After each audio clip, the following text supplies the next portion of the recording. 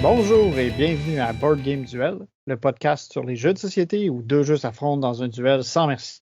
Je suis votre hôte Vince et je suis avec Sam. Sans tarif. Ben oui, il y a juste Non, tu le peux pas tarif. tarifier Sam. Ouais. En Ça n'a même pas temps, de prix d'avoir un Sam.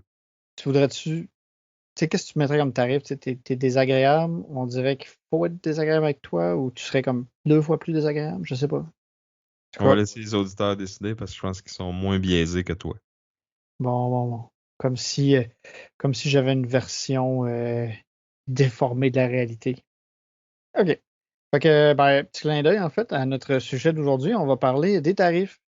C'est un sujet qui est sur toutes les lèvres en ce moment, que ce soit en politique ou dans le domaine des jeux de société. Fait qu'on voulait en parler un peu, nous aussi. Puis, Avec. tu sais, le but, c'est pas comme de critiquer ou tu sais, je pense que c'est assez clair notre point de vue là-dessus que c'est vraiment pas une bonne idée, mais on veut juste parler de ça va être quoi l'impact sur le hobby puis sur les consommateurs de jeux comme nous et vous qui nous écoutez.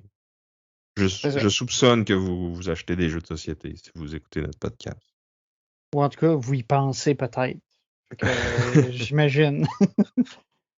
Fait que ça va être le sujet d'aujourd'hui. Sinon, on va faire un petit retour rapide sur notre duel de l'an passé.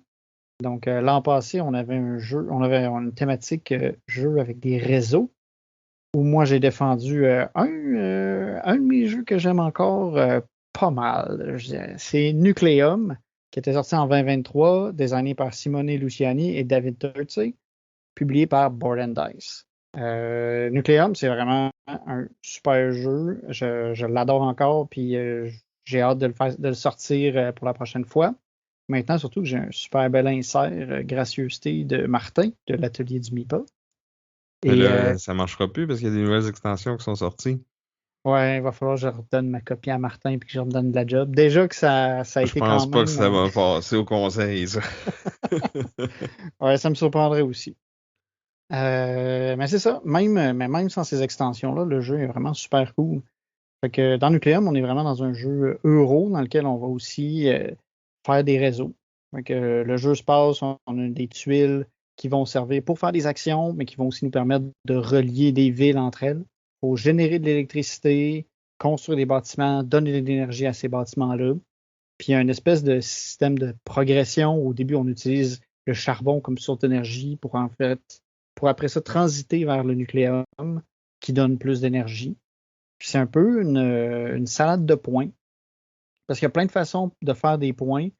Puis on remplit des contrats, on améliore, on fait des améliorations de notre tableau personnel.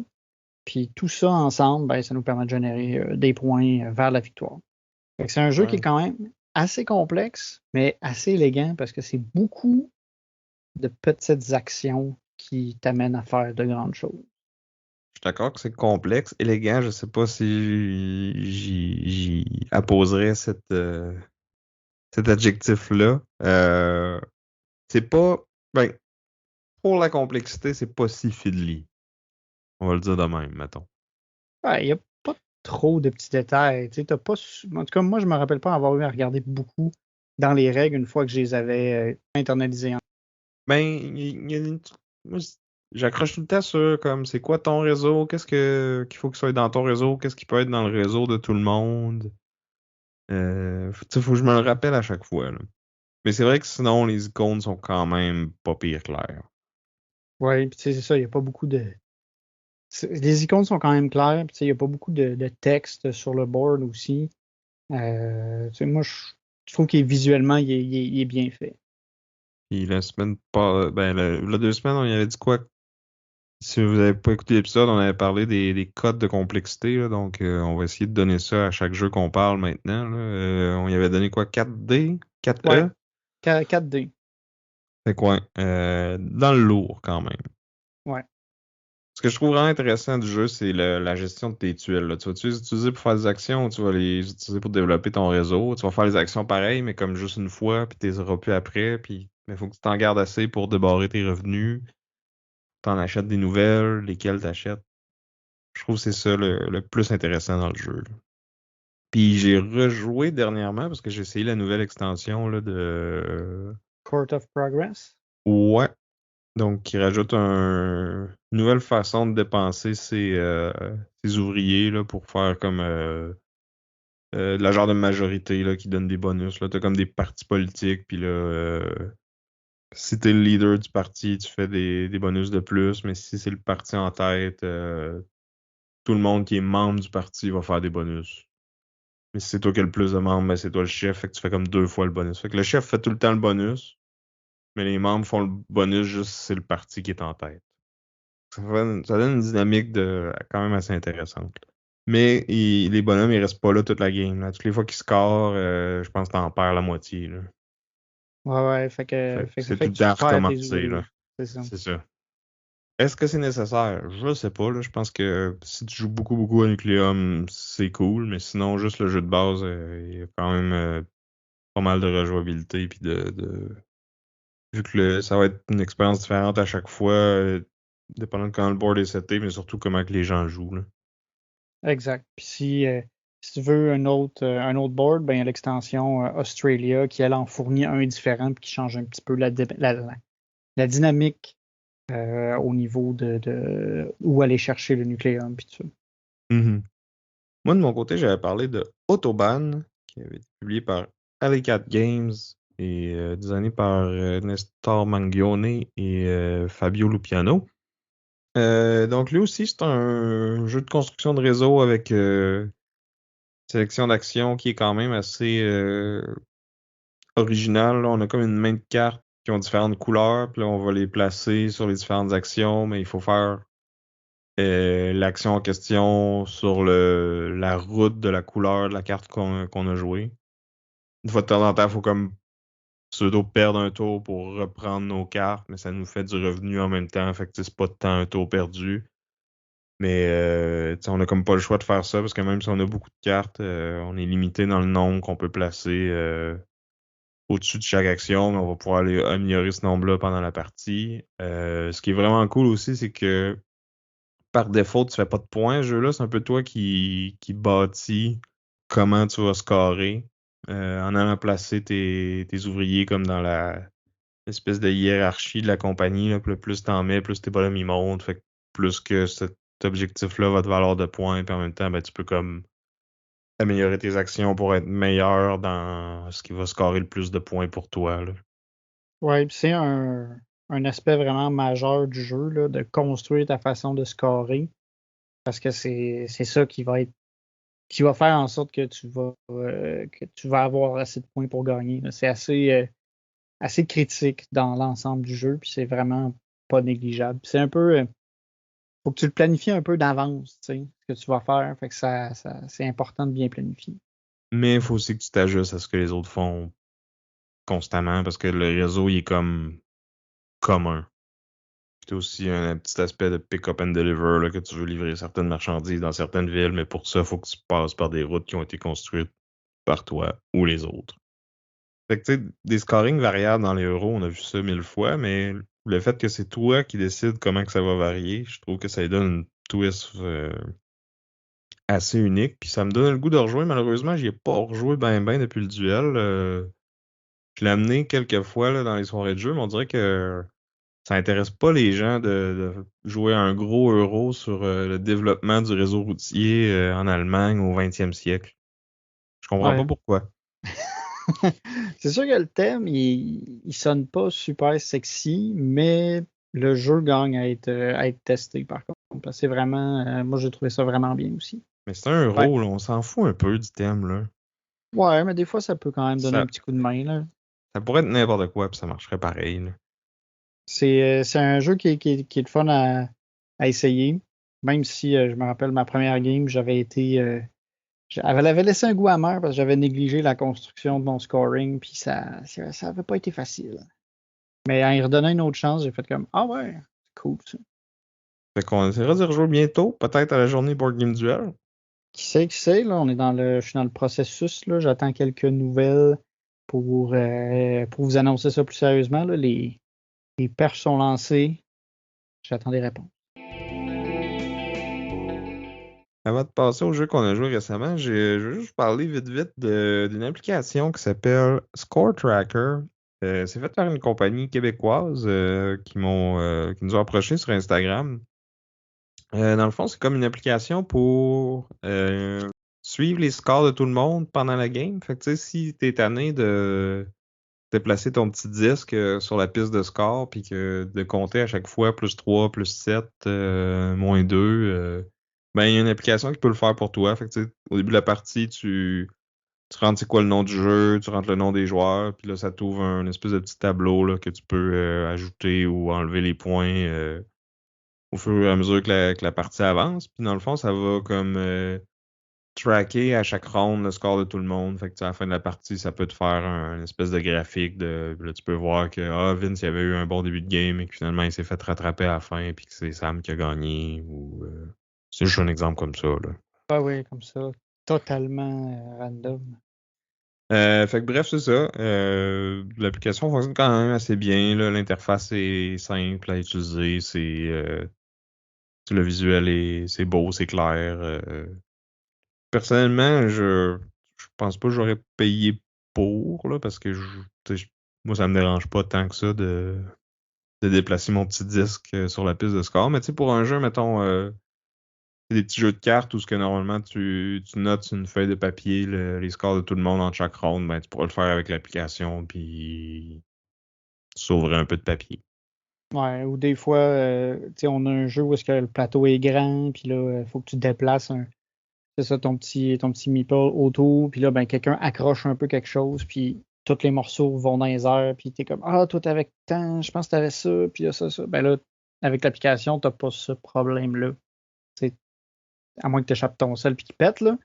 T'as l'information sur ton téléphone, même si quelqu'un accroche les tokens de points. C'est ça. Fait que, en tout cas, si jamais ça vous intéresse, vous pouvez aller voir l'application, ça s'appelle Score Tracker, puis on va mettre un lien dans les notes du show. Fait que on a joué très récemment à Crafting the Cosmos. C'est un jeu qui est sorti cette année, un jeu qui joue de 2 à 4 joueurs, designé par David Gordon et Tam, et publié chez Office Dog. Ils ont une grosse année, David Gordon puis Tam. Ouais, ils nous ont donné plusieurs jeux, entre autres, on a Finspan, Monkey Palace. Floristry, qu'on a parlé il n'y a pas longtemps. Fait que, beaucoup de stock. Puis en fait, Crafting the Cosmos, je suis pas sûr qu'il est arrivé encore au Canada. Là, je checkais en ligne, puis là, il y a certains sites qui l'ont en pre-order, là, mais je l'ai pas vu disponible encore. Mais il est arrivé sur BGA, puis c'est là-dessus qu'on l'a joué nous autres. Puis c'est Euh, un jeu qui offre rien de moins que la création du cosmos comme terrain de jeu. ouais, la description du jeu sur BGG, c'est compétitionner pour construire la galaxie en tant qu'architecte interstellaire. Rien de moins. Rien de moins. Fait que tu sais, t'as comme un petit aspect scientifique dans les mécaniques du jeu. En gros, il va falloir faire en sorte que que des nébuleuses, excusez-moi, coalescent en galaxie. Puis pour ce faire, il va falloir qu'il y ait des étoiles autour, qu'il y ait les bons éléments pour qu'ils puissent se former, se solidifier. Et ces galaxies-là vont pouvoir éventuellement abriter la vie si on lui donne la chance de se développer. Fait en termes de jeu de société, ça donne quoi? Je dirais que c'est comme une salade de points où on a comme plusieurs objectifs qui sont là en même temps, plusieurs façons de marquer des points. On peut faire un peu de tout, on peut essayer de se spécialiser, mais idéalement, tu vas essayer de trouver une façon de comme optimiser tes actions pour être capable de scorer plusieurs objectifs en même temps. Oui, parce qu'à chaque round, il y a des objectifs de round, dans le fond, qui sont juste actifs à ce moment-là. Puis on a aussi des sources de points qui, eux autres, peuvent être utilisés n'importe quand, comme entre autres, créer une galaxie. On a aussi une piste, dans le fond, qu'on peut faire progresser en faisant certaines actions qui nous permettent de gagner des points en fin de partie.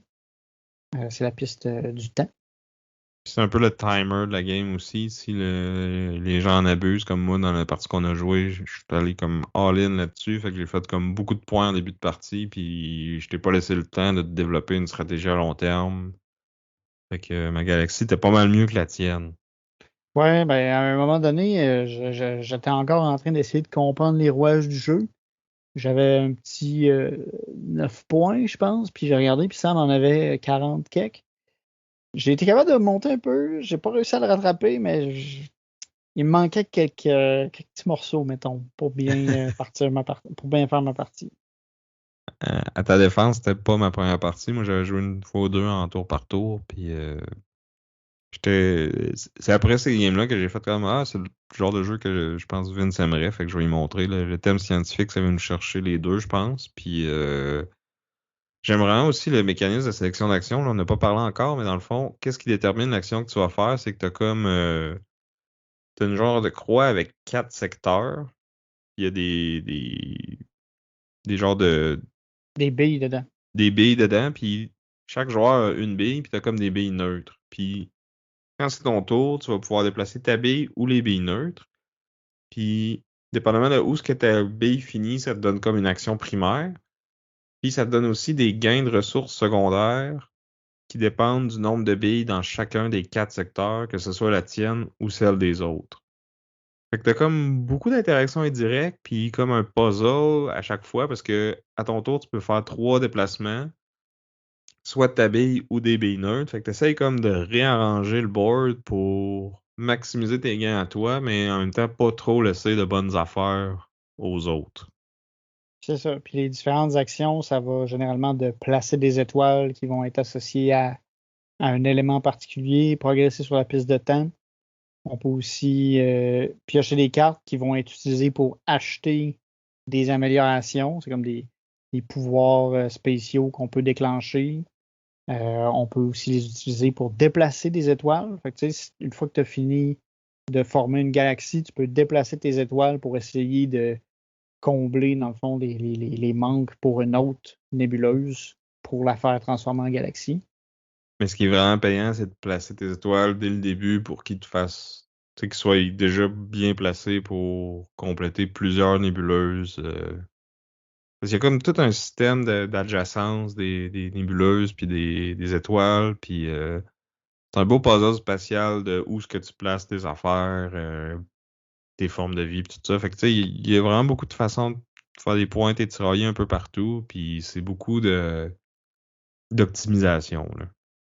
Exact, c'est ça. Puis les technologies, je trouve qu'ils rajoutent comme aussi un petit niveau de plus, vu que tu sais, c'est assez varié, c'est assez différent ce qu'il y a comme effets qui sont disponibles. Là. Puis selon où tu veux t'en aller, il faut que tu prennes tel ou tel type de technologie pour t'aider dans ton puzzle. Fait que c'est ça, vous surveillerez ça, ça va sortir ou c'est sorti cette année. Tu sais, je regarde les photos sur BGG, ça a l'air d'être du beau matériel le jeu, puis les mécaniques sont solides, là. Fait que c'était Crafting the Cosmos.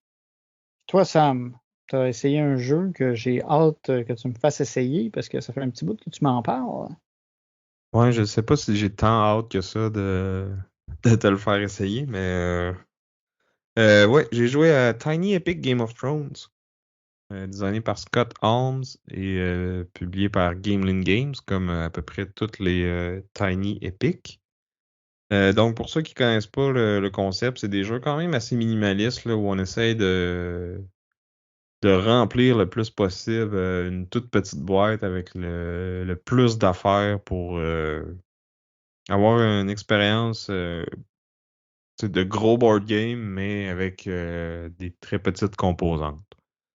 Fait qu'au lieu d'avoir un board, on a comme 6 grosses cartes taille tarot, mettons, là. Puis on va y placer des petits meeples d'armée dessus pour tu sais, contrôler des territoires, essayer de prendre des châteaux, avoir une grosse armée. Puis tu sais, ça reste quand même Game of Thrones. Fait que dans le fond, en début de partie, chaque joueur va se choisir une maison. Là, fait qu'on a comme 6 Il y a 7 maisons dans le jeu, mais il y en a 6 qui sont jouables. Puis selon le nombre de joueurs, ben il va y en avoir plus ou moins qui vont être en jeu. Puis il y a des maisons qui sont pas en jeu qui vont être comme des ils appellent ça des non-player house. Fait que c'est comme des maisons qui sont là, qui ont leur armée, puis que les joueurs vont pouvoir essayer d'influencer pour en prendre le contrôle. Fait que tu peux avoir le contrôle de ces maisons-là, mais à chaque tour, on va réévaluer qui a le plus d'influence dessus. Fait que ça se peut que c'est toi qui contrôlais les Aaron, mais au tour d'après, ben finalement, ils vont te backstabber puis ils vont aller jouer pour Vince à la place, là. Est-ce que ce serait un choix louable, à mon avis? Moi, je pense pas, mais bon. Puis la façon que ça fonctionne, en fait, c'est que ça va être un draft de dés qui vont être des actions. Fait que dans le fond, tu vas brasser un pool de dés, puis là, en ordre inverse du tour, tout le monde va aller chercher un dé. Puis après ça, le premier joueur, dans le fond, il va lui rester 2 dés qu'il va pouvoir choisir en premier. Puis là, tu vas aller placer ton dé sur un genre de... C'est comme un spot de worker placement, si on veut. Puis là, toi, tu fais l'action sur laquelle tu te places en premier. Fait que, mettons, je prends un dé de marche. Ben, je peux le placer sur une action de recruter des unités. Fait que là, il y a juste moi qui va recruter des nouvelles unités. Et après ça, tout le monde, y compris moi, va pouvoir marcher.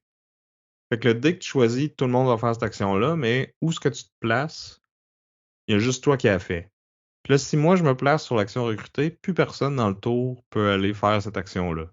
À moins d'avoir un dé recruté, tu sais. Mais là, tout le monde va pouvoir recruter aussi. Fait que, tu sais, quand t'es le premier joueur, c'est toi qui as le premier choix d'action juste à toi, mais c'est toi qui as le moins de choix de dés aussi. Sauf que la plupart des maisons vont pouvoir changer le dé à une face bien précise.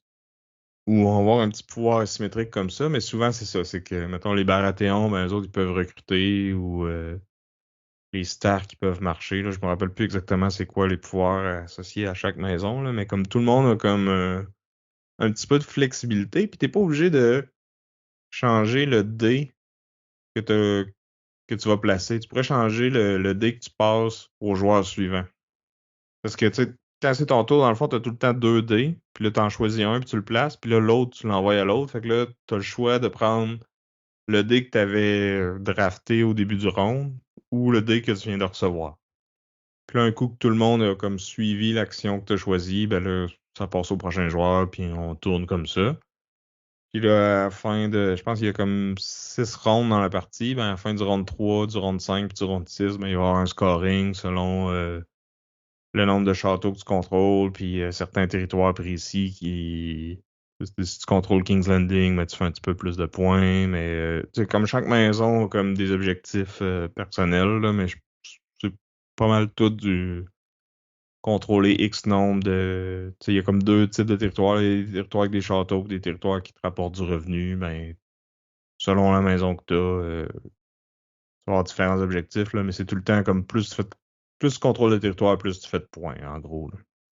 Puis sinon, c'est ça, tu sais, je pense qu'il y a 6 actions, là. C'est les 6 faces du dé, dans le fond. C'est recruter de nouvelles unités, marcher, prendre le bateau. Fait que là, c'est que tu pars de ta carte, parce que c'est comme le board est divisé en 6 régions, si tu veux. Ben, tu pars de ta région, puis tu t'en vas dans euh, une région qui est à 1 ou 2 de la tienne, n'importe où, mais tu peux pas comme prendre cette action-là pour rester dans la même région. Tu es obligé d'aller loin. Mais ça fait aussi que, tu sais, quasiment tout est accessible en 2 moves de sale. Ou sinon, tu as aussi tout le temps une main de carte. Fait que tu as une action qui te permet de comme jeter autant de cartes que tu veux. Pour chaque carte que tu jettes, ça te donne de l'argent, puis là, tu repiges pour remplir ta main. Puis tu as une action pour jouer ces cartes-là. Mais c'est aussi des cartes multi-usages. Dans le fond, tu peux les jouer pour l'événement. Fait que là, il faut que tu prennes l'action événement. Tu joues la carte, tu fais le texte qui est dessus. Ou quand il y a un combat, dans le fond, l'attaquant va pouvoir jouer une carte gratuitement. Fait que sur chaque carte, il y a comme une valeur de combat en plus de l'événement. Fait que là, quand tu joues pour la valeur de combat, ben, tu regardes juste ce chiffre-là. Mais t'en as que, tu sais, mettons, qui ont pas de chiffres dessus, mais qui vont te permettre de rajouter la force de tes autres armées que tu as autour du territoire qui est attaqué ou de retraiter sans donner de points à l'adversaire, parce que quand tu gagnes un combat, tu gagnes un point. Ou de top decker une autre carte puis prendre cette valeur-là. Dans le fond, quand tu es en défense, tu peux aussi jouer une carte de ta main, mais là, plus qu'elle est forte, plus qu'elle va coûter cher. Tandis que quand tu es en attaque, ben, tu es avantagé parce que c'est gratuit de jouer une carte. Puis c'est pas mal ça, là, tu sais, c'est relativement simple, mais je te dirais, le livret de règles est pas tout le temps hyper clair. Il y a beaucoup de petites exceptions, puis comme, je sais pas, la façon que c'est ordonné, puis tu sais, c'est tout cramé, là, parce que c'est une petite boîte, fait que tu vas avoir un petit livre de règles, mais tu sais, les pages sont bien remplies de texte, puis tu sais, c'est pas, ça respire pas, il y a pas beaucoup d'exemples, c'est... Mettons que ça n'a pas été mon livret de règles préféré, puis la première fois que j'ai joué, c'était pas juste la faute du livret de règles, là, c'était un peu de ma faute aussi, là, mais j'ai fait vraiment beaucoup d'erreurs de règles. Je pense qu'on a joué 3 4 rondes, un peu n'importe comment, mais tu sais, c'était des règles qui affectaient tout le monde à peu près égal. Fait qu'au final, c'était pas si pire que ça, mais tu sais, je sens pas que j'ai eu la vraie expérience Tiny Epic Game of Thrones. Mais je l'ai rejoint une fois depuis. Il y a il y avait une extension coop là, qui rajoute le Night King puis les White Walkers qui envahissent Westeros. Fait que là, comme tout le monde se met un peu contre eux autres. Mais tu sais, il y a quand même des maisons neutres sur le board. Puis là, toi, tu peux essayer de les influencer pour en gagner le contrôle, mais le Night King, il peut essayer comme de les terroriser pour qu'ils comptent comme des ennemis pour toi aussi, là. Puis c'est un peu, dans le fond, le but, c'est d'aller battre le Night King. Puis là, au début, il est pratiquement invincible, mais t'as comme des jetons qui sont mis face cachée partout sur le board en début de game. Puis là, il faut que tu arrives dessus avec une armée d'au moins 3 unités pour le révéler. Puis des fois, dans ces jetons-là, ça fait que tu perds de l'argent ou tu gagnes des petits bonus. Ou une fois de temps en temps, tu pognes un jeton qui te permet comme de... C'est des Valyrian Steel ou des Obsidian, là. Fait que ça te permet comme de diminuer la force des White Walkers et ou du Night King. pour pouvoir après ça l'attaquer pour de vrai puis avoir une chance. Ouais, parce que tu peux comme jamais te ramasser avec une super grosse armée non plus, là. T'es limité à 3 troupes normales plus potentiellement un héros, plus potentiellement 3 troupes d'une maison neutre. Fait que tu sais, c'est dur d'avoir des nombres astronomiques, là. C'est pour te donner une idée, le Night King il commence à 14, je pense. OK, ouais. Puis en OK. plus, c'est que tu vas comme keep track de son score aussi. Puis tu peux juste l'attaquer si ton score est plus grand ou égal à son score. Fait que mettons que tu joues au plus facile en début de partie, tu as un petit peu d'avance, mais lui, il se met rapidement à monter, fait qu'il faut que tu suives la cadence si tu veux être capable de pouvoir l'attaquer éventuellement. Puis si tu te mets au mode plus difficile, ben là, tu pars avec... lui, il part avec une bonne longueur d'avance, fait que je pense que ça devient vraiment tough de le rattraper sans être chanceux, là. Ouais, ouais, ouais. Faut que tu pognes. Tu réussis à scorer vite, puis il faut que tu pognes les bons jetons. C'est ça. Tu sais, t'as comme pas vraiment... Il n'y a pas de moyen de les révéler d'avance pour voir lesquels que tu voudrais aller chercher en priorité, là. C'est comme... Je trouvais que c'était un petit peu trop random, là. Je trouvais que c'était intéressant le puzzle de comme drafter les dés pour optimiser les actions de tout le monde, là, parce que t'as encore le système de genre... moi, si je fais je place le dé, ben, il y a juste moi qui fais cette action-là, mais tout le monde suit. Mais là, plutôt que d'être comme ah ben là, mes adversaires font le sensu sur mon action, c'est comme j'essaye d'optimiser pour que tout le monde puisse faire un maximum d'actions possibles, là. Cet aspect-là, je le trouvais cool, mais je pense qu'il marcherait mieux dans une version équipe contre équipe, peut-être. Parce que là, je trouvais que le Night King et son armée, c'était juste comme random. Je pouvais pas essayer de prévoir où est-ce qu'il allait aller puis qu'est-ce qu'il allait faire. C'était comme juste, ben, je subis un peu qu'est-ce qu'il fait puis j'espère que moi, je vais être capable de faire mieux, là. Ouais, il n'y a comme pas une stratégie comme telle. Il est juste. Il fait des affaires. C'est ça. En tout cas, c'est l'impression que j'ai eue après une partie, là. Parce que dans le fond, il y a comme à chaque ronde, tu vires une carte qui va dire qu'est-ce qu'il fait. Puis je pense que ça scale, là, plus ça avance, plus qu'il se ramasse au sud. Là. Il commence au nord du mur, puis éventuellement il descend. Là. Mais tu sais pas exactement où il va aller. Fait que t'as comme 3 possibilités pour chaque ronde. Puis dans le premier round, il attaque pas. Dans le deuxième round, peut-être qu'il va attaquer. Tu sais, c'est comme. C'est très random. OK. Fait que c'est ça. Solo, co-op et multijoueur, je lui redonnerais peut-être une chance. Mais tu sais, oui, il est pas aussi long, mettons, que les gros jeux de contrôle de territoire épiques. Mais c'est pas. Tu sais, la boîte a dit 45 à 60 minutes. J'ai de la misère à croire ça, là. Nous autres, ça nous a pris toute la soirée, là.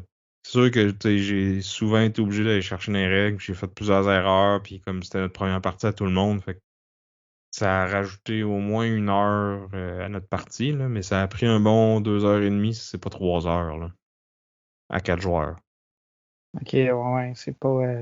C'est assez loin de ce qui est écrit sur la boîte, là. C'est pas juste une petite déviation, là. Mais je pense que tu sais, si t'as joué souvent puis que tout le monde sait jouer, 1 heure et demie, c'est réaliste, là, mais 45 minutes, en tout cas à 4, non, oublie ça, là.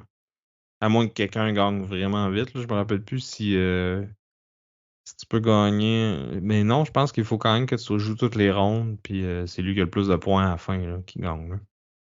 OK. J'allais dire, on était déjà en train de faillir à notre nouvelle tradition, qui est de coter les jeux auxquels on a joué en fonction de notre échelle de difficulté. On n'a pas coté ni Autobahn, ni Crafting the Cosmos. Puis, T'as bien ouais. raison. Fait que, Autobahn, toi, tu l'aurais classé comment? Voilà en 4D aussi. Ouais, j'aurais envie de dire ça aussi, 4D, ça fait du sens. Peut-être 3.5D, mettons. Ouais, mais D, ça, définitivement, à cause du scoring long terme. Mhm. Crafting the Cosmos, j'aurais envie de dire 3C, ouais, 3C, pas 2C, mal dans le milieu. Là. ouais. Je suis d'accord avec toi sur le peut-être 2. Les règles sont pas non plus hyper complexes, mais il y a quand même il y a quand même pas mal de planif et de réflexion à faire avec le petit jeu. Là. Fait que je dirais peut-être ça, 2.5 C. Ouais.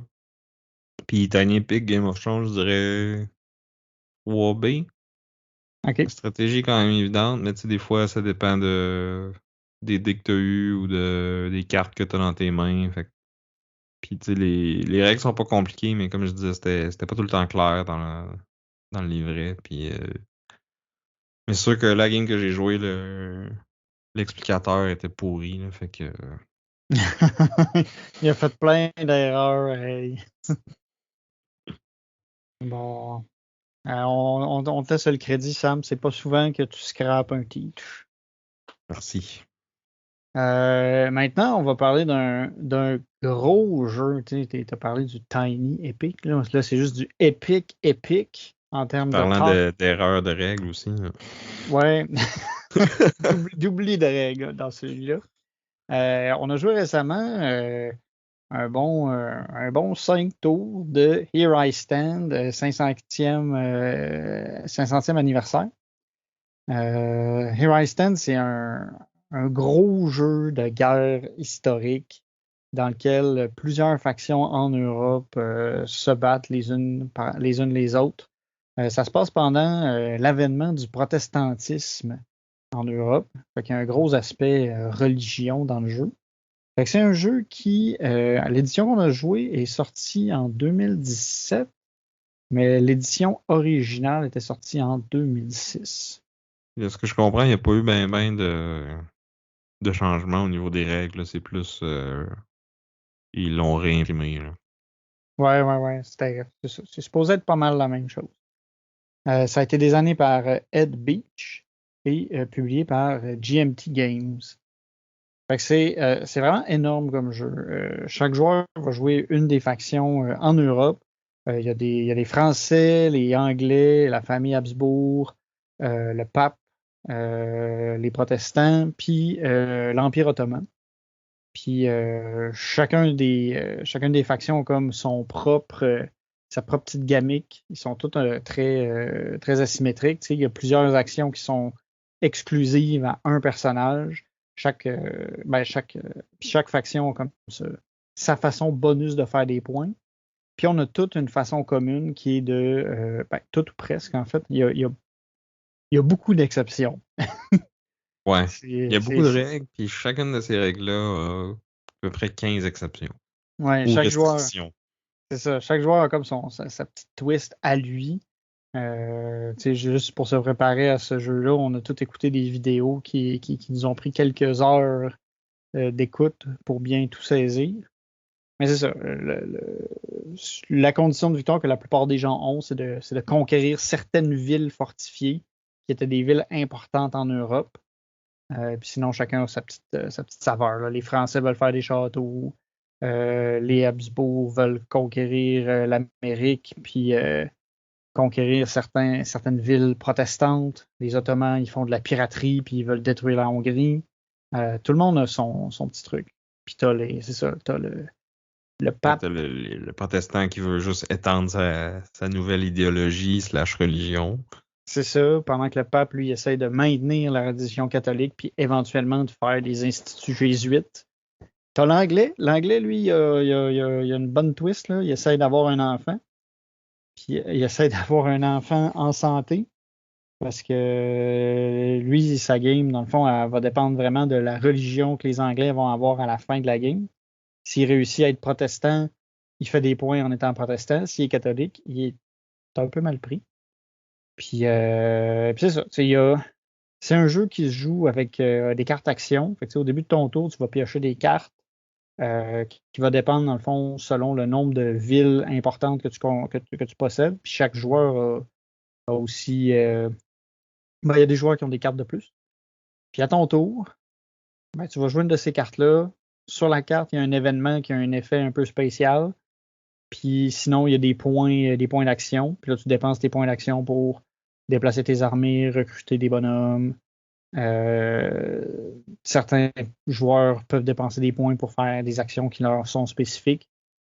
Tout le monde est différent, puis c'est un peu de jongler à travers tout ça. Il y a un gros aspect politique à tout ça parce que les joueurs vont avoir une phase de discussion avant chaque round dans lequel ils vont pouvoir se faire des alliances, se déclarer des guerres, s'échanger des cadeaux. C'est très réglementé. Il y a beaucoup de ces éléments-là, en fait, qui sont vraiment contrôlés par un set de règles. Tu peux faire tout ce que tu veux quand tu veux. Tu peux pas attaquer quelqu'un quand tu veux. Il faut que tu ailles déclarer la guerre en bonne et due forme. Puis tu peux faire des cadeaux à tes amis, mais tu peux pas leur donner n'importe quoi. Il y a plusieurs affaires. Il y a beaucoup de règles et d'exceptions. Ouais, juste te déplacer, si t'es dans une passe ou pas dans une passe, est-ce qu'il y a des alliés ou des ennemis à côté, ils peuvent essayer de t'intercepter, t'as-tu des bateaux, tu peux-tu passer par le bateau, c'est-tu le dépassement du printemps ou c'est le retour des troupes à la fin de l'hiver? Oui, parce que C'est contrairement à beaucoup toutes de des jeux, choses qu'il faut que tu considères. ouais, puis c'est ça. Puis tu sais, Ça, c'est juste te contrairement à. déplacer. Oui. Puis c'est ça. Puis en plus, tu sais, comme j'allais dire, tu sais, au lieu d'avoir tes armées, il faut que ils vont se déployer, mais à un moment donné, ils doivent revenir au bercail pendant l'hiver. Fait que tu as comme cette gestion-là de troupes à faire. Il faut que tu aies des lignes de ravitaillement pour que tes troupes puissent avancer. Puis il faut pas puis il peut y avoir du conflit interne dans tes villes, là. Tu sais, il y a Là, énormément de choses. quand t'avances, si t'as un leader là, tu peux envoyer plus d'unités, mais sinon t'es limité à 4. Mais là, quand ils reviennent, tu peux pas en laisser. Tu peux en laisser derrière, mais pas plus que 4. Puis là, même si t'as des leaders, faut qu'ils reviennent normalement, ce que nous, on n'a pas fait pendant notre game, parce qu'on avait oublié cette règle-là. Ah, imagine, on a oublié une règle parmi les à peu près 50 pages ou 1 heure et demie de vidéo de règles. Peux-tu Ouais, croire ça? on a oublié une autre aussi, tu sais, qui était assez importante parce que dans notre partie, c'est ça, finalement, c'est les protestants qui ont gagné parce qu'on avait oublié qu'il y a un des joueurs, tu sais, le protestant, son vrai ennemi, c'est le pape. Puis c'est comme la guerre des religions, mais on a retrouvé plus tard qu'il y avait un autre joueur qui, lui, pouvait bénéficier de tabasser le protestant. puis que lui, ça l'aidait, tu sais, parce que le problème, c'est que vu que tout le monde est tellement asymétrique, moi, mettons, j'avais les Ottomans, j'étais pas bien favorisé si j'attaquais le protestant. Tu sais, j'avais comme pas de gros incitatifs versus attaquer d'autres mondes puis faire de la piraterie. Mais finalement, il y avait un joueur qui avait intérêt à le taper. Puis on l'a oublié, fait que ça a quand même influencé la game pas mal. Ouais, il a décidé de me taper dessus, moi, à la place. Fait que moi, j'ai pas eu une bonne game. Un moment donné, Ouais. j'étais en tête, puis là, comme. Mais tu sais, je voyais bien que ma position était fragile. Parce que, tu sais, oui, tu peux gagner des points en prenant des keys. Mais tu sais, si tu les fais reprendre, tu repères ces points-là. Là. Fait que ça n'a pas été long que tout le monde s'est mis à taper sur mes keys. Fait que là, j'avais comme 2, 3 fronts à défendre en même temps. Puis tu peux pas en avoir plus que un. Ça ira pas bien. Sinon. Fait que j'ai tout perdu ça. Puis tu sais, je suis passé de premier à dernier dans le temps d'un round. Là. Ouais, ça a fluctué pas mal l'ordre des Puis positions.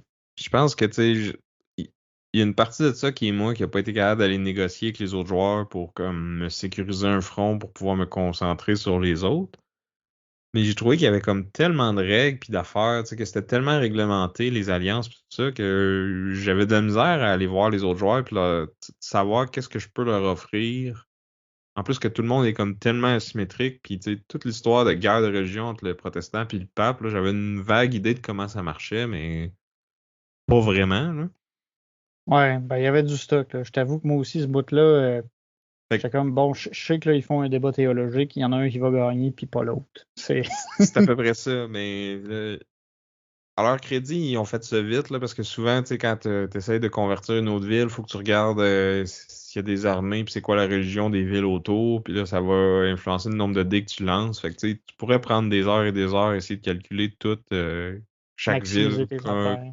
Les autres, ils allaient vite, puis ils comptaient, puis ils brassaient leurs dés, puis fait que... Parce que, tu sais, nous, pendant ce temps-là, on n'a rien à faire, là, à part que de les regarder brasser des dés, puis voir les tokens flipper ou pas, là. Ouais, on peut juste dire des niaiseries sinon, mais c'est vrai que les tours peuvent être relativement longs en fonction des actions qui vont être faites. Ouais, on a joué Euh, 5 rounds, puis ça nous a pris, quoi, 10 heures? à peu près, ouais. Puis la game peut en durer jusqu'à 9. Finalement, il y a eu un vainqueur à minuit et demi. Fait que, fait que c'est ça, c'est un jeu qui se veut très très long aussi en durée. Ouais, moi je dirais même trop long pour qu'est-ce que c'est, là. Mais c'est ça, je trouvais que tout l'aspect négo puis game au-dessus de la table plutôt que sur la table avait l'air intéressant, mais je comprenais pas assez bien le jeu pour rentrer dans ce game-là. Je sais pas si tu comprends ce que je veux dire. Ouais, ouais, ouais, c'est tu sais, de savoir, OK, qu'est-ce que j'ai présentement qui va vraiment intéresser quelqu'un à s'allier avec moi puis qu'on fasse de quoi. Puis qu'est-ce que ça me donne de m'allier avec toi? Tu sais, comme moi, j'étais la France, toi, t'étais l'Ottoman. Là, on était comme au bout opposé de la map. T'avais les Anglais qui étaient encore plus loin, là. Mais tu sais, jamais nos unités ont passé proche de se taper dessus, là. Ouais. Ben, via la mer, j'aurais pu te pirater. À un moment donné, ça m'a traversé l'esprit, mais même à ça, j'aurais pas eu. J'étais moins intéressé de pirater toi parce que j'avais moins de possibilités de récompense en te piratant toi qu'en piratant un autre. Fait que, ouais, on s'est pas touché. Puis étrangement, tu sais, c'est ça, il y a les cartes d'événements, ils sont hautement thématiques. Puis j'ai l'impression qu'il y en a plusieurs là-dedans qui font référence à des événements historiques. Mhm. Mais il y avait beaucoup de ces cartes-là, en fait, qui avaient un lien, qui liait les Français et les Ottomans. Mais je les ai eus à la fin, surtout. Fait que c'était moins. Ouais, il y a une fois qu'on a tous les deux fait un point, je pense, ou pigé une carte, je sais plus trop, là. Ouais, c'était piocher Si une on carte. était alliés. Là. Ce qui est quand même bon, là, de piocher une carte, c'est comme, tu sais, c'est une action de plus, là, c'est non négligeable dans ce jeu-là, là, mais c'est ça, je trouvais que j'avais pas une assez bonne compréhension du jeu pour jouer la game au-dessus de la game. Fait que, tu sais, c'est ça que je disais sur le Discord, là, que si tu te bases juste aux mécaniques de genre, je bouge mes armées puis je lance mes dés, niveau stratégie, là, c'est pas plus qu'un B, là. Comme tu veux prendre des keys, tu veux les garder, tu veux prendre les affaires qui vont te permettre de faire des points, tu sais, c'est quand même assez simple. Mais le niveau Ben, de stratégie de comme jouer la game de tout le monde, essayer de comprendre qu'est-ce que les autres veulent faire, puis de les empêcher ou de les aider quand c'est le temps. Là, c'est vrai que ça devient un D ou un E, mais c'est ça. Puis au niveau des règles, c'est un 6 là, sur 5 là. ouais, les règles, c'est intense, là. Tu sais, vu que chacun a comme son petit bout de jeu à lui, puis tu sais, il faut que tu le comprennes comme faut, là, tu sais, Puis souvent, c'est parce que justement, tu vas pas checker les règles des autres. Tu sais, moi, les combats théologiques, j'ai pas regardé ça pantoute, là. J'ai vu que ça existait, puis c'est tout. Fait que j'ai Mais pas. ça, c'est, tu sais, mettons dans Root, c'est ça aussi, mais comme, ils sont quand même toutes assez simples. Là, c'est comme, tout le monde a des règles compliquées, puis même les règles communes, il y a des exceptions d'exceptions, des restrictions sur, tu sais, à ce jour, je sais toujours pas comment ça marche d'attaquer une ville s'il y a des bateaux dans le port versus en mer, puis je sais Ouais. pas. Je sais pas. Tu sais, C'est comme vrai. à peu près une fois sur deux, quand quelqu'un faisait une action, c'était comme ah ouais, mais là, il y a telle affaire. Fait que là, on checkait dans les règles, on a réécouté un petit bout de vidéo. Tu sais, je sais que Frank, il avait comme son cell ouvert avec ses écouteurs, puis il réécoutait des petits bouts de vidéos pendant que les autres, on discutait d'autres choses, juste pour être sûr d'avoir la bonne règle. On avait deux ou trois livres de règles autour de la table, puis on s'est passé, puis il y avait tout le temps quelqu'un qui avait le nez dedans, là. Fait que tu sais, ça faisait que le flow était pas idéal, mettons. Ouais. Mais moi, je t'avoue que j'ai quand même bien aimé. Moi, j'ai trouvé ça intense, j'ai trouvé ça cool. Ça faisait longtemps que peut-être qu'il y avait un peu de nostalgie de jouer à des gros jeux de même, puis dédier 10 heures d'une journée pour y jouer, là. Mais moi, j'ai aimé l'expérience. J'ai trouvé ça cool. Moi, je pense pas que j'y rejouerais. Ouais, Je l'ai ben fait déjà, une fois, puis c'est assez. ouais, ben déjà, je pense que c'est pas dans ton dans le type de jeu, tu sais, que t'aimes, là, tu sais, t'aimes ça plus snappy, puis peut-être un peu moins fiddly, parce que là, Ouais, le fiddliness, il y avait de quoi partout. ouais, puis j'ai pas. Comme je te dis, peut-être si tu joues la game de politique puis de négociation, toutes ces règles-là valent la peine, là, mais c'est pas à ta première game, là. Ouais. À moins que tu fasses vraiment beaucoup tes devoirs, là. Ouais. Puis ça se veut niché, puis parce que c'est comme ultra historique, ça se veut simuler plusieurs éléments, tu sais, de la vraie guerre, là, tu sais, entre autres, là, tu sais, les déplacements de printemps, puis d'hiver, tu sais, les restrictions sur le nombre de troupes, le fait que tu peux pas taper sur quelqu'un si tu lui as pas dit je te déclare la guerre. Tu sais, c'est comme ça se veut ultra thématique, mais en même temps, c'est ça, ça met beaucoup de poids sur toutes les actions.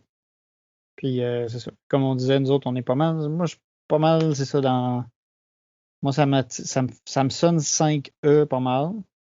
Sur Board Ouais. Game Geek, qui donne genre 4,62 sur 5, là.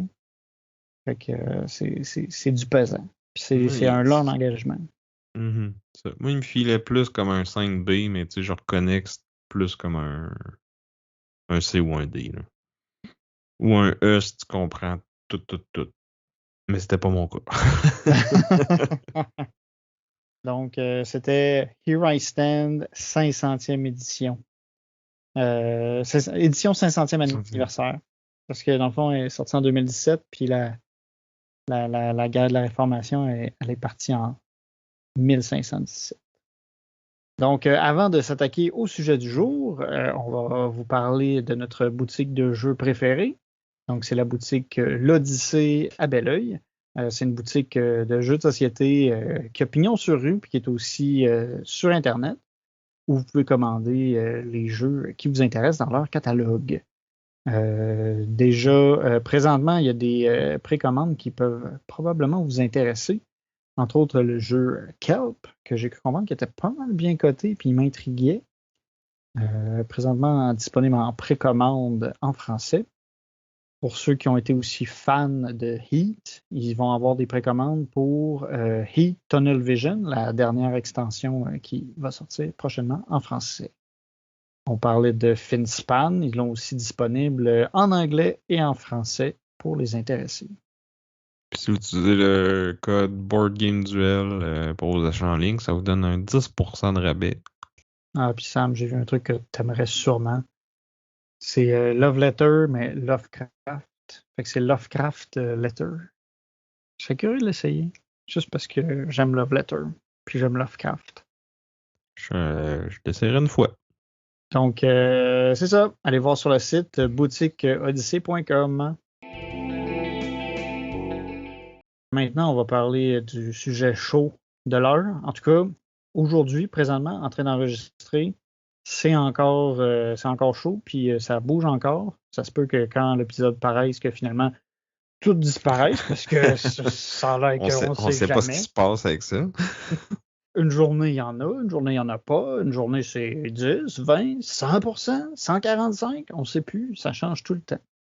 Ouais, Mais parce que c'est ça. Les États-Unis sont partis en guerre tarifaire avec à peu près toute la planète, mais particulièrement la Chine. Puis pour ceux qui ne savent pas, la plupart des jeux de société sont produits en Chine. Puis les États-Unis, c'est quand même un des gros marchés, sinon le plus gros de ben des éditeurs. Fait que c'est aussi un gros point de chute pour la distribution. ouais, pour nous au Canada. Oui, ben, tu sais, un peu partout en Amérique, là, c'est quand même un gros point de chute. Fait que ces tarifs-là, dans le fond, ils nous affectent aussi dans ce sens-là. Indirectement, ouais. Ce qui est dommage parce que pas du tout de notre faute. Mais bon, ça c'est un autre sujet. C'est pas là-dessus qu'on veut s'attarder. C'est plus sur ça va être quoi l'impact pour nous au final.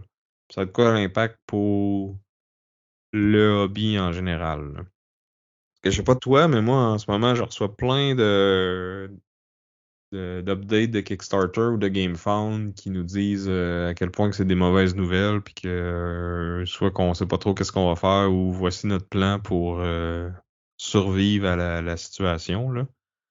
Oui, parce que je pense que tout le monde toutes les compagnies sont touchées, puis tiennent à rassurer ou en tout cas mettre au courant leurs backers puis leurs clients. Parce que, en gros, Ou ben ils essayent de nous rassurer, mais il y en a, en tout cas, moi, j'en ai reçu un aujourd'hui là, de Final Frontier Games. Ils nous annoncent qu'ils font faillite parce que ils mettent ça sur la faute des tarifs puis d'une autre compagnie qui paye pas ses dettes, mais quand tu creuses un petit peu, j'ai l'impression que c'était un peu la prochaine campagne finance celle d'avant parce que on n'a pas encore récupéré de la hausse des coûts de shipping qui ont explosé pendant la pandémie de COVID, là. Fait que, tu sais, je lisais l'update, puis je me disais, ouais, peut-être que ça a été la goutte qui a fait déborder le vase, mais on dirait que c'est comme... Il y a eu des erreurs avant aussi, là. ouais, ben, tu sais, ça a été quand même un modèle d'affaires qui a été utilisé pas mal, là, tu sais, de lancer une campagne Kickstarter pour financer les Kickstarter qui sont pas sortis. Puis, tu sais, tant que ça roule, ça va. Mais quand il y a un Quand il y a un événement coup de qui. même, la chaîne, elle débarque pas à peu près, puis là, il y en a qui ont payé pour le jeu, comme moi, qui l'auront probablement jamais. Puis même pire, il y a des jeux qui sont déjà produits, qui étaient comme en route pour être shippés, mais qui le seront peut-être pas parce que là, la compagnie fait faillite, puis on sait pas trop qu'est-ce qui va arriver avec ça, puis qui va reprendre ça. C'est rough, là. C'est comme le mauvais côté du sociofinancement qui nous revient en face. Mais c'est ça, je pense que oui, tu sais, les tarifs ont pas aidé, mais pour certaines compagnies qui avaient peut-être des pratiques un peu plus douteuses ou un peu plus risquées, ou qui étaient mal gérées, que ce soit volontairement ou non, qu'on faisait exprès de miser l'argent des backers sur le prochain Kickstarter ou que c'est juste que c'était la seule affaire qu'on pouvait faire pour garder la tête à flot, puis là, ça marche plus, là. Mais je pense qu'il y a plusieurs compagnies qui vont peut-être être, malheureusement obligées de fermer boutique, là, parce que tu sais, les coûts d'importation aux États-Unis ont explosé du jour au lendemain, là. Ouais, tu sais, là, on parlait beaucoup, on a parlé des Kickstarter, mais il n'y a pas juste ça. Tu sais, n'importe quel éditeur de jeux aux États-Unis, tu sais, va subir les contre-coups. Tu sais, dans le fond, ça augmente un peu les frais de production dans le sens où, tu ça coûte tant de faire le jeu, normalement. Là, après ça, il faut que tu le transportes aux États, sur place où tu vas le vendre. Sauf que là, tu as une taxe en plus qui arrive, qui va coûter le montant que ça t'a coûté le produire. Fait que c'est terrible parce que là, tu viens de bouffer la marge de profit de la compagnie qui fait le jeu. Qui était Puis déjà pas énorme là, pour les jeux de société, là, en général.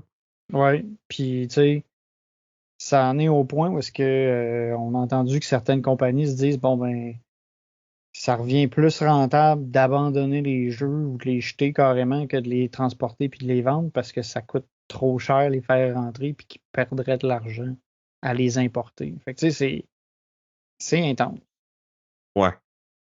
Puis, tu sais, je lisais aussi des blogs là, de d'autres éditeurs, puis ce qui est tough, c'est que c'est tellement imprévisible, là. Tu sais, tu fais des planifications sur 1 an, 2 ans, on va faire tel jeu, on va le sortir, on va en printer tant de copies, ça va nous coûter à peu près ça, tu sais. Là, comme une semaine, c'est une affaire, l'autre semaine, c'est le double, l'autre semaine d'après, ça va peut-être partir, tu sais. On a comme tu sais, aucun plan moyen long terme, c'est comme juste on dirait que c'est selon les humeurs d'une certaine personne qui fait que ça change d'une journée ou d'une semaine à l'autre, là. Ouais. Fait que c'est compliqué pour justement des business parce qu'une business, elle a besoin d'un certain niveau de prévisibilité. Fait que, tu sais, on entendait certaines compagnies, tu sais, vont être capables de s'en sortir mieux que d'autres, là. Justement, on parlait de planification. Il y a Jamie Stegmaier qui parle beaucoup ces temps-ci, justement, de la situation. Puis eux autres, ils disaient que dans certains cas, tu sais, leur but, c'est de viser qu'ils ils vont fitter kiff-kiff sur la vente de certains jeux, puis ils vont repousser le développement de d'autres pour voir si la tempête va pas se calmer. Mhm. Je pense que ceux qui sont gérés sainement puis qui ont tu sais, qui risquent pas tout puis qui ont des fonds de roulement vont peut-être mieux s'en sortir. Mais dans tous les cas, euh, si la situation change pas, éventuellement, c'est le consommateur qui va être obligé de payer plus, là. Le prix des jeux va augmenter. Euh, il va probablement avoir moins de jeux qui vont être produits. Puis les jeux qui vont être produits risquent d'être plus Sobre en termes de composantes.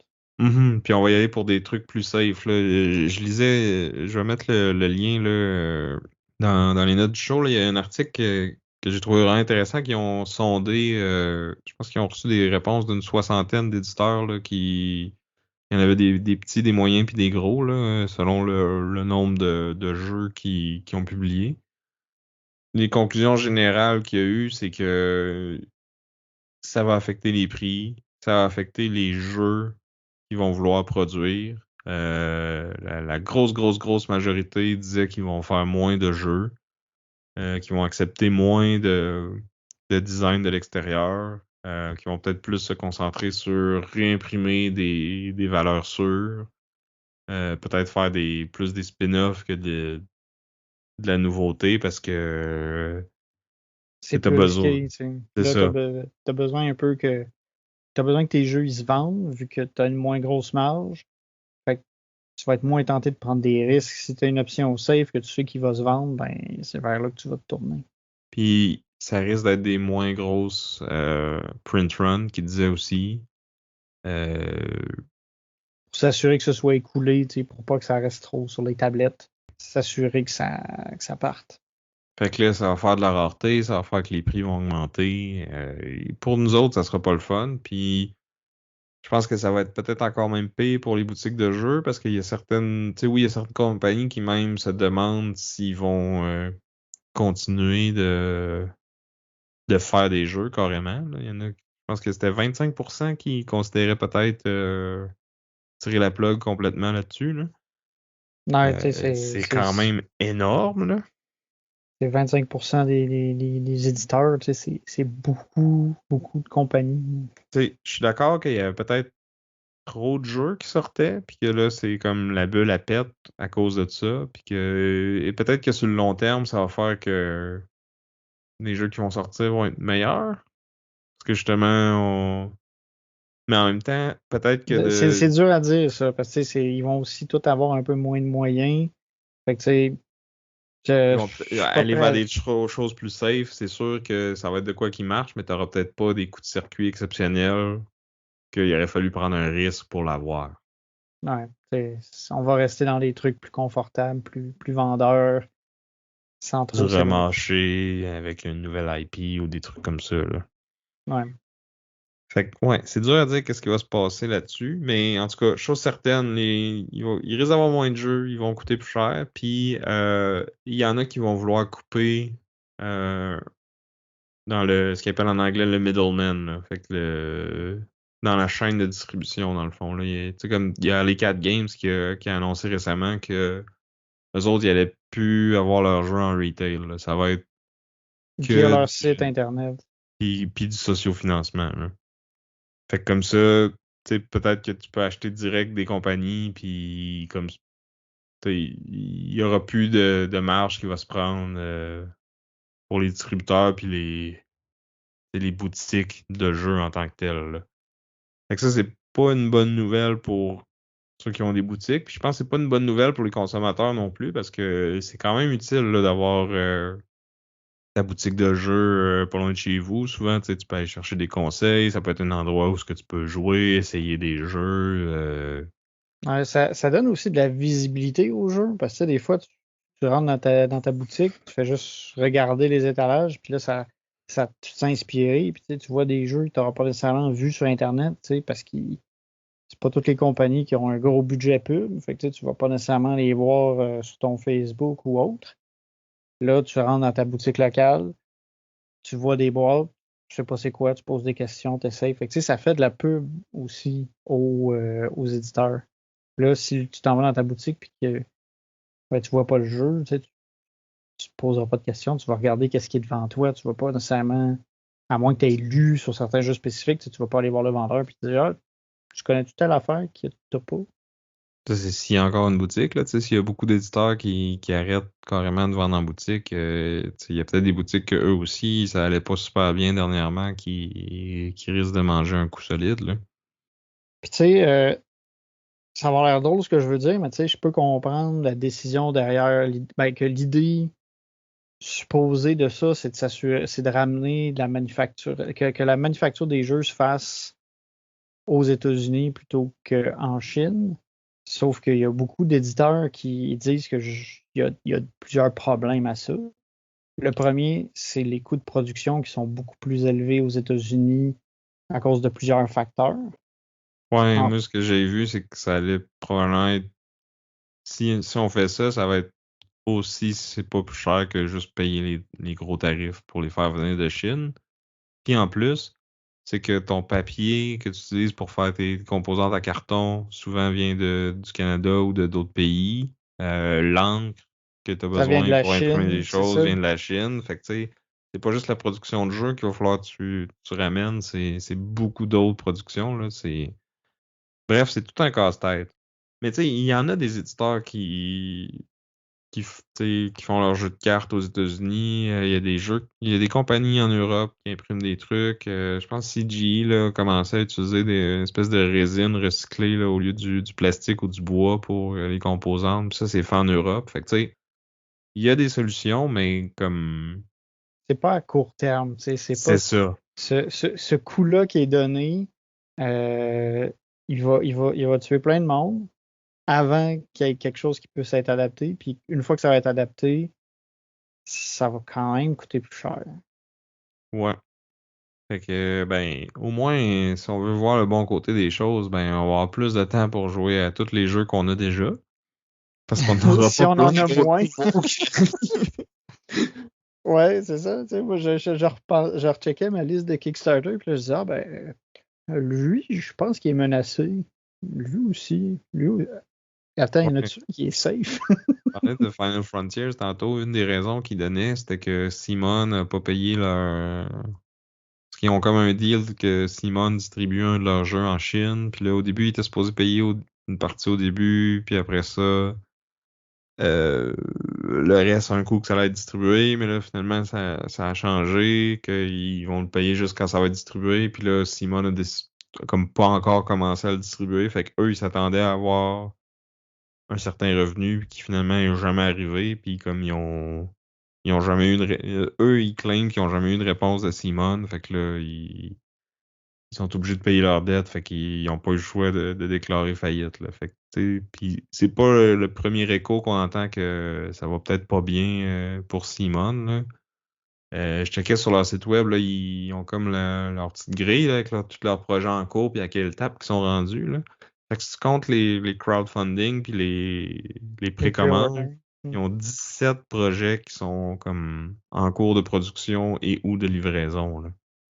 Avec une annonce que l'année passée, ils ont eu beaucoup moins de revenus qu'attendu. Puis là, il n'y a pas longtemps, je ne sais pas si ça va être encore en effet présentement, mais aujourd'hui, on ne pouvait pas dealer des actions de Simone parce ils étaient bloqués.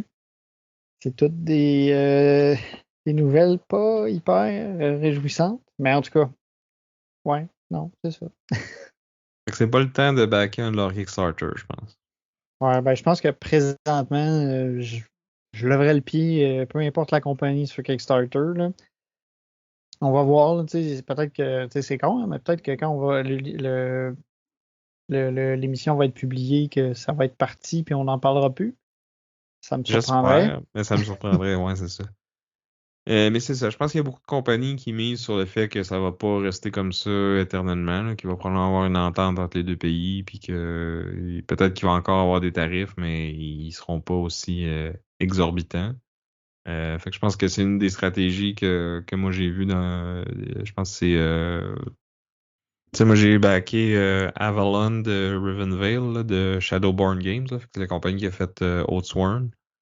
Tu sais, eux, le jeu est prêt, mais ils ont décidé d'attendre avant de se lancer dans la masse production, puis tu sais, de voir comment que la situation va évoluer avant de peser tu sais, de donner le go, là, dans le fond. Là. Ils espèrent que les tarifs vont baisser d'ici à ce que le jeu arrive aux États-Unis. Fait que en attendant, ben ça leur donne plus de chances de faire ça. Là, parce qu'ils promettent que c'est. Tu sais, peu importe ça va être quoi les tarifs, ils vont pas comme augmenter le prix de tout le monde pour payer Les les coûts de États-Unis. plus pour les États-Unis. Fait que tu sais, le pays qui va arriver pour moi, en tout cas, si ce qu'ils disent est vrai, c'est que je vais attendre plus longtemps pour avoir mon jeu. Là. Ouais. C'est dans un sens aussi, pour eux autres, c'est un peu plus safe parce qu'ils n'ont pas besoin de payer pour de l'entreposage. Parce que, tu sais, c'est ça. Les gens qui n'ont pas commencé à produire le jeu, tu sais, ils ont un petit jeu ici. Tu sais, ils peuvent dire, OK, on peut attendre un petit peu. S'ils ont des liquidités, puis s'ils sont pas trop dans le jus, puis qu'ils se font pas courir après par leur prêteur. Ben, ça Mais dépend aussi de c'est quoi leur deal avec les usines. Là. Tu sais, les usines, non, ils voudront pas complètement arrêter puis se tourner les pouces parce que tout le monde va attendre de voir qu'est-ce qui va se passer avant de faire son jeu. Là. ouais, j'imagine. Mais j'imagine qu'étant donné que tu sais, ces compagnies-là sont un petit peu. Ils subissent ça aussi, là. J'imagine qu'il va y avoir de la communication avec. Mais oui, c'est une situation qui est très complexe et qui met en jeu beaucoup de personnes, beaucoup de compagnies. Fait que c'est difficile de. Il y a probablement que tout le monde va le gérer d'une façon un peu différente parce que tout le monde n'a pas la même situation. Mais tu sais, c'est ça. En fonction d'où ils sont rendus dans le processus de développement, ben, tu sais, il y a différentes options qui se présentent à eux. Tu sais, il y en a qui vont attendre, qui vont stocker les jeux, il y en a qui ralentissent la production. J'ai peut-être vu. C'est ça. Ça va être Peut-être différent. peut-être qu'à terme, il y en a qui vont essayer de privilégier d'autres marchés que les États-Unis, mais en même temps, c'est comme tellement une grosse part du gâteau que C'est dur de passer à côté, là. c'est ça. Fait que, on espère qu'on payera pas trop pour ça, mais je pense qu'au final, on n'aura pas le choix d'éponger une partie de la facture, là, que ce soit en ayant moins de jeux ou en les payant plus cher. Là.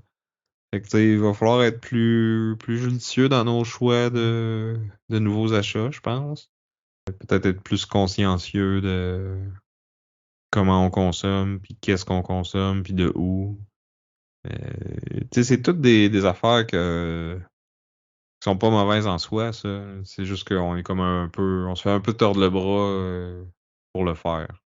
Ouais. Ce qui fait mal beaucoup, c'est c'est les gens qui sont dans l'industrie, qui font leur job, qui designent ça par passion, puis qui vendent des jeux parce qu'ils aiment ça conseiller des gens, puis qui vivent de ça. Puis c'est eux autres qui vont manger un gros coup, puis c'est un peu gratuit, tu sais.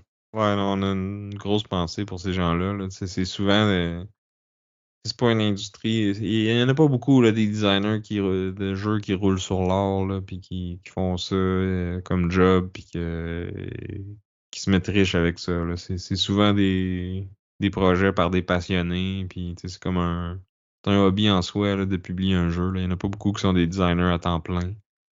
Des éditeurs un petit peu plus peut-être, là, mais puis encore, là, souvent peut-être que les compagnies vont essayer de se diversifier puis avoir d'autres sortes de produits que les jeux de société. Là. Fait que, on espère que tout le monde va réussir à. En fait, c'est pas vrai que tout le monde va réussir à survivre à ça, mais en tout cas que ceux qui sont affectés vont pouvoir se trouver autre chose, puis qu'on va pouvoir continuer à avoir des nouveaux jeux. Là. Ouais, ben tu sais, je veux dire, ça va pas tuer complètement l'industrie du jeu de société, mais ça va Ça la va la changer. transformer, en tout cas. Il va y avoir un après-tarif. Mais la bonne nouvelle, c'est que nous, on va être encore là. On va pouvoir vous conseiller. On va pouvoir vous donner notre avis sur les jeux. Fait que peut-être que vous allez faire des achats plus éclairés grâce à nous. Oui. Puis si vous trouvez que nos avis n'ont pas de bon sens, ben vous pouvez nous le dire sur Facebook, sur notre Instagram, sur notre Gmail, sur notre Discord. Ben sinon, vous pouvez nous le dire aussi si on fait des bons coups. Là. Pas obligé de juste chialer quand vous n'êtes pas d'accord. J'imagine que si vous écoutez encore à la fin de l'épisode comme ça, c'est parce qu'on doit dire des affaires qui font du sens pour vous une fois de temps en temps. On espère. Là. Sam, il dit il dit bien de la merde, mais des fois, il a raison. Fait qu'il faut quand même lui donner ce crédit-là. Sur Fait ce, que ben, dans le fond, ouais, merci à vous, nos auditeurs. Merci à Chrysalis pour notre chanson thème. Merci à l'Odyssée de nous supporter. Puis, je dirais, ça va être à nous de les supporter, autant nous deux que les auditeurs, là, que ce soit l'Odyssée ou n'importe quelle autre boutique de jeux. Je pense qu'ils vont avoir besoin de nous dans les mois et les années à venir. ouais. Lâchez pas, gang. Puis, merci spécial à nos Patreons. Donc, pour quelques dollars par mois, ça vous donne accès à tout plein de contenus bonus. On a des capsules en dessous de la table à la fin de chaque épisode où on donne nos impressions à chaud, on tease qu'est-ce qui s'en vient. On a des épisodes complets bonus sur des sujets qui n'ont pas vraiment rapport avec les jeux de société. Là. Il devrait y en avoir un autre qui s'en vient bientôt. Surveillez ça. Allez voir sur la page Patreon si ça vous intéresse. Sinon, ça fait longtemps qu'on l'a pas plugué, mais vous pouvez acheter notre merch. C'est vrai, ben oui. On a toujours notre spread shop qui est disponible, sur lequel vous pouvez acheter des t-shirts, des hoodies, des gilets baseball, puis même des vêtements pour vos bébés. Et sur ce, j'étais Vince. Et je suis encore Sam. Et on vous dit à plus. Bye!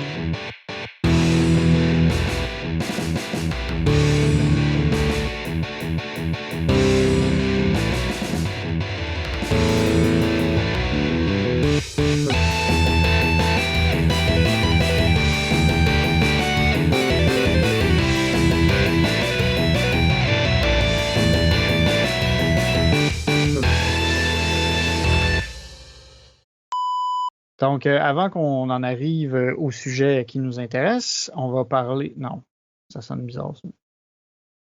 Quoi? Parce que ça veut dire que ça nous intéresse pas. Ben, c'est ça sonne vraiment pas bien. Fait que, non, on va reprendre ça tout de suite.